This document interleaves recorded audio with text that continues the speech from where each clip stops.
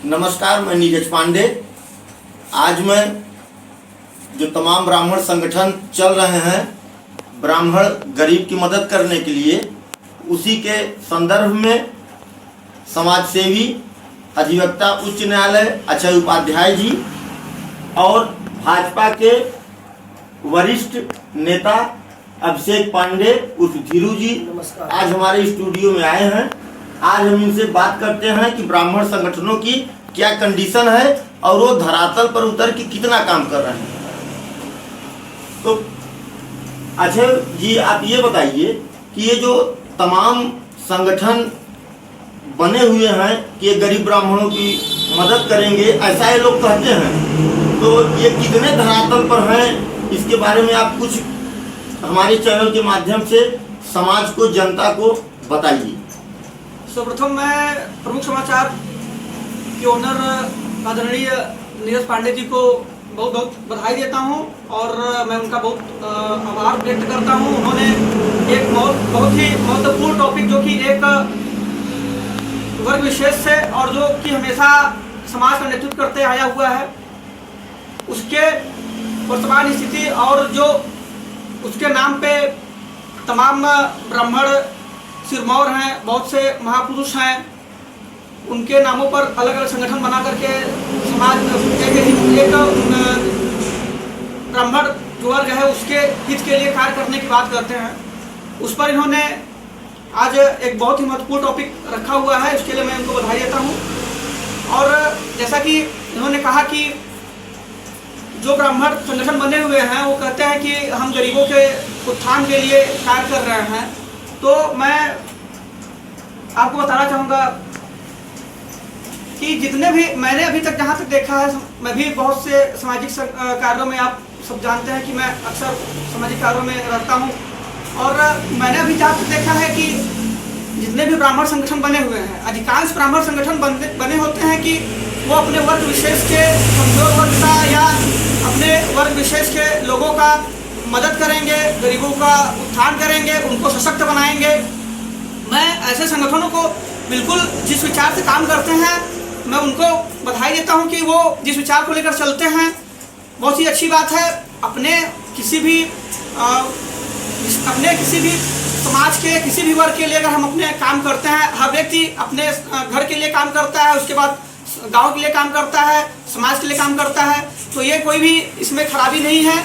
हमें हर जाति वर्ग समुदाय के लोगों का सम्मान करना चाहिए, और अगर उसके साथ हम अपने वर्ग को सशक्त बनाने के लिए काम करते हैं तो वो बहुत ही अच्छी बात है, उसमें कोई भी बुराई नहीं है। लेकिन बात यह है कि जितने भी ब्राह्मण संगठन बने हुए हैं, आज वास्तविक रूप से जो भी हमारी बात इस चैनल के माध्यम से सुन रहे हैं, वो इस बात का जरूर खुद भी व्यक्तिगत मंथन करें और विश्लेषण करें कि जितने भी ब्राह्मण संगठन बने हैं, क्या वो वास्तव में काम करते हैं। कभी भी मैंने आज तक किसी भी ब्राह्मण संगठन को, बहुत कम है, ऐसे भी नहीं कि नगण्य है, लेकिन बहुत ही कम ऐसे ब्राह्मण संगठन हैं जिसको मैं देखता हूं कि वो कभी किसी गरीब ब्राह्मण के लिए, चाहे गरीब ब्राह्मण की बेटी की शादी हो, चाहे गरीब ब्राह्मण के घर किसी लड़की या उनके लड़के को शिक्षार्जन में कमी आ रही हो,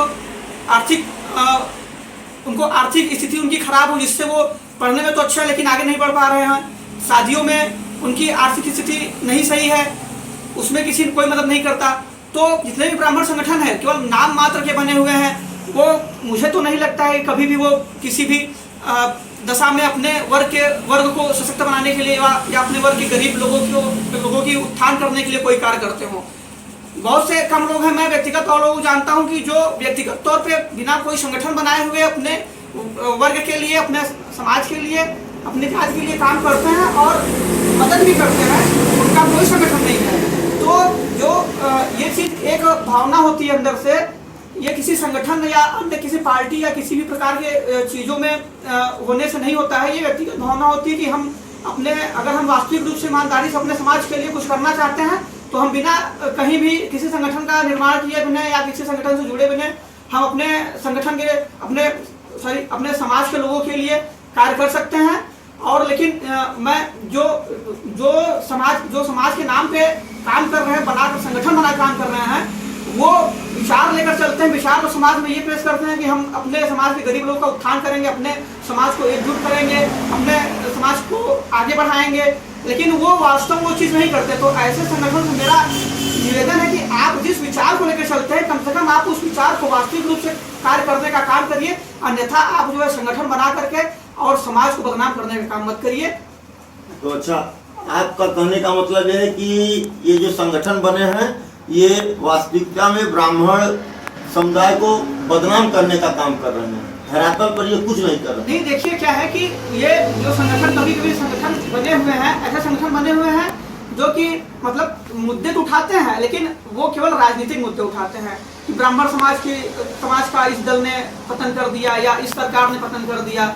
हाँ, तो वो चीजें भी अपनी जगह सही है, लेकिन आपका पहला मोटिव ये है कि आप ब्राह्मण समाज के उत्थान के लिए काम करने के लिए आप विचार से आते हैं। तो आप सबसे पहले आप जमीनी रूप से, सामाजिक रूप से आप ब्राह्मण वर्ग में जो गरीब लोग हैं, जो गरीब बहनें हैं, गरीब बेटियां हैं, गरीब हमारे भाई हैं और भी बहुत से लोग हैं, उसको पहले उसके लिए आप लोगों को एकजुट करके उसके लिए आप कार्य करिए। उसके बाद आप ये भी चीजें हैं, ये भी उठनी चाहिए, लेकिन जो मुख्य कार्य है, जो जमीनी स्तर से कार्य होना चाहिए, वो आप लोग नहीं करते हैं। मेरा उस पर है कि आप उसको करिए। और चूंकि आप एक जैसे आपने भगवान परशुराम के नाम पे कोई संगठन बनता है, तो आप उनके नाम का अगर आप उनके नाम का संगठन चला रहे हैं तो उनके नाम की मर्यादा रखिए। जो आप उनके नाम को आप ना खराब करिए। उनके नाम की मर्यादा रखते हुए आप जिस विचार चल रहे हैं उस विचार पे आप चल करके काम करना चाहिए आप लोगों को।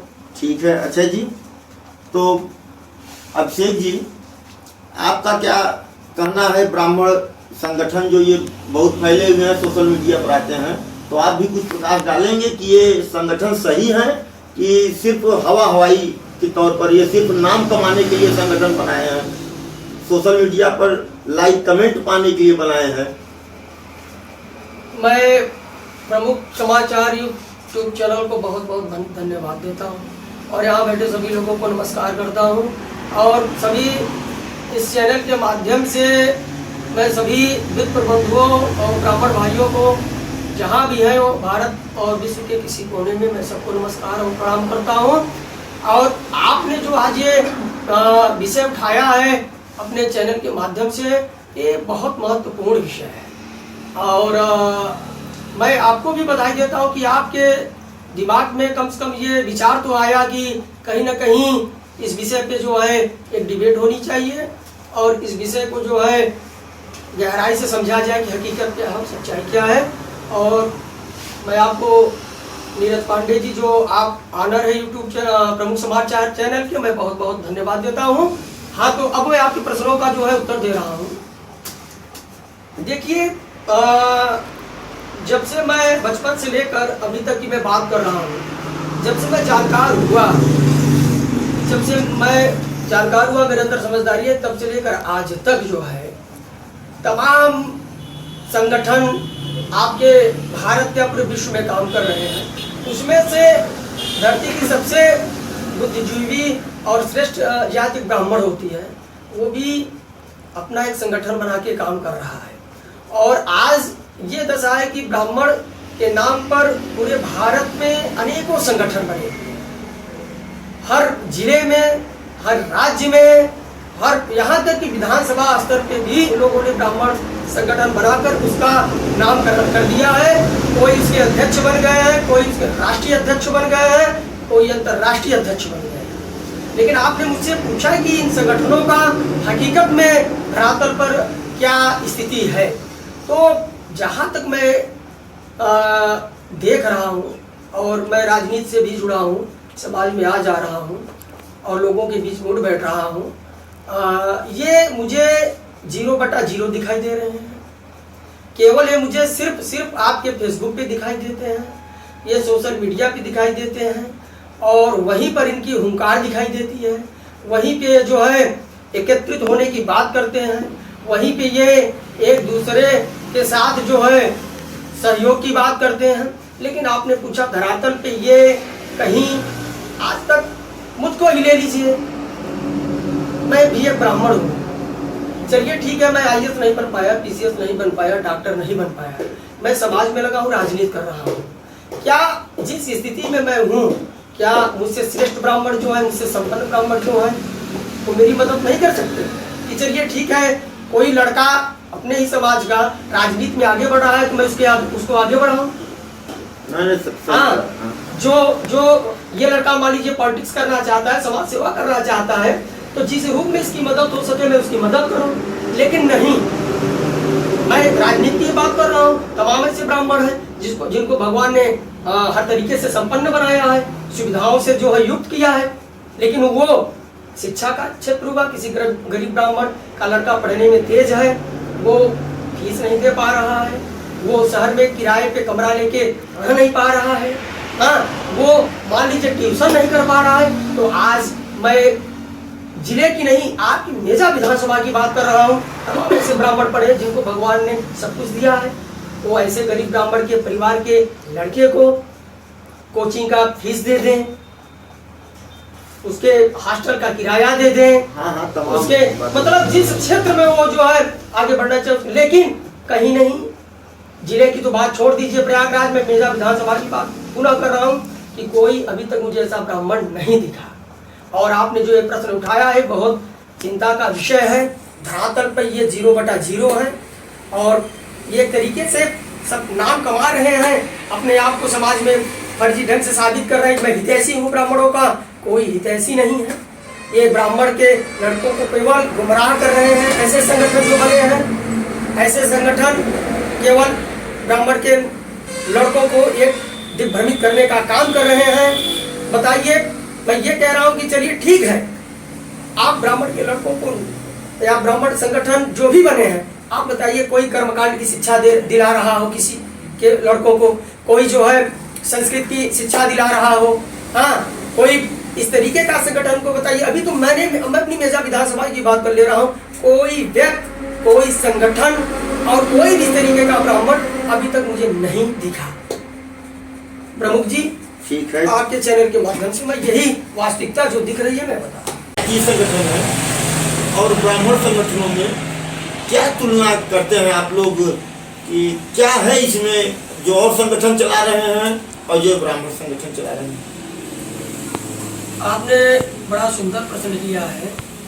आज के परिवेश में जो है ये चीज़ें दिख रही हैं, क्योंकि हर वर्ग में संगठन बन गए हैं। तो ठीक है, आप ब्राह्मण संगठन और उन संगठन का जो एक तुलनात्मक बात कर रहे हैं, बड़ा अच्छा प्रश्न है आपका। देखिए, और संगठन जो है वो अपने वर्ग के लिए जी जान से मेहनत कर रहे हैं, पहले भी करते थे। उसका उदाहरण आप ले लीजिए, जैसे बैकवर्ड संगठन है। बैकवर्ड संगठन ने अपने वर्ग के लिए इतना बड़ा काम किया है कि उन्होंने जो है, आप बिहार में ले लीजिए, लालू प्रसाद यादव को चीफ मिनिस्टर बना दिया, केवल अपने वर्ग के लिए। मुलायम सिंह यादव उत्तर प्रदेश में उसने चीफ मिनिस्टर बना दिया। लेकिन ब्राह्मण संगठन जो है, ये उनकी अपेक्षा बहुत दूर दूर तक कहीं दिखता नहीं, ये केवल नाम मात्र का है। और अभी तक मैं कम शब्दों में अपनी बातों को रखना चाहूँगा, अभी तक ये ब्राह्मण संगठन और संगठनों की अपेक्षा 0/0 है। आज तक उत्तर प्रदेश में ब्राह्मण किसी नेता ने और ब्राह्मण किसी संगठन ने एक राजनीतिक पार्टी का निर्माण तो नहीं कर पाए हैं। इससे बड़ा जो है उनके असफलता का कोई कारण नहीं। हाँ नेताजी, ठीक है, आपकी बात भी कहीं कहीं हमको भी दिखती है सोशल मीडिया पर। क्योंकि हम पत्रकार हैं तो हम अपनी राय नहीं दे सकते। हाँ, तो वकील साहब, आप भी कुछ बताएंगे, अन्य संगठन जो जातीय बने हैं और जो ब्राह्मण संगठन बने हैं, इन लोगों में क्या समानता है, या कौन अच्छे हैं कौन खराब हैं, कौन अपने जात के लिए काम कर रहे हैं कौन नहीं कर रहे हैं? ये बहुत ही महत्वपूर्ण विषय है, बहुत ही महत्वपूर्ण आपने प्रश्न किया हुआ है कि जो अन्य जातियां हैं जो उनके संगठन हैं और जो ब्राह्मण वर्ग है जो उनके संगठन है। देखिए, मुझे जहाँ तक लगता है, मैं अन्य जातियों के संगठनों को भी देखता हूँ तो वो भी मुझे जमीनी स्तर पर कहीं नहीं दिखाई देते हैं। क्योंकि मैं व्यक्तिगत एक जगह, मैं नहीं उस जगह का नाम नहीं बताऊंगा, उस परिवार का नाम नहीं बताऊंगा, लेकिन उस वर्ग में जो पिछड़े वर्ग से संबंधित है और उस वर्ग विशेष का संगठन भी बना हुआ है। लेकिन मैंने अपने मित्रों के और अपने लोगों को मिला करके उस लड़की की, गरीब लड़की की शादी नहीं हो पा रही थी। मंदिर से शादी हुई, कार्ड तक छपाने का स्थिति उन लोगों की नहीं थी। और हमने अपने लोगों के माध्यम से वहाँ पे उनको आर्थिक मदद किया।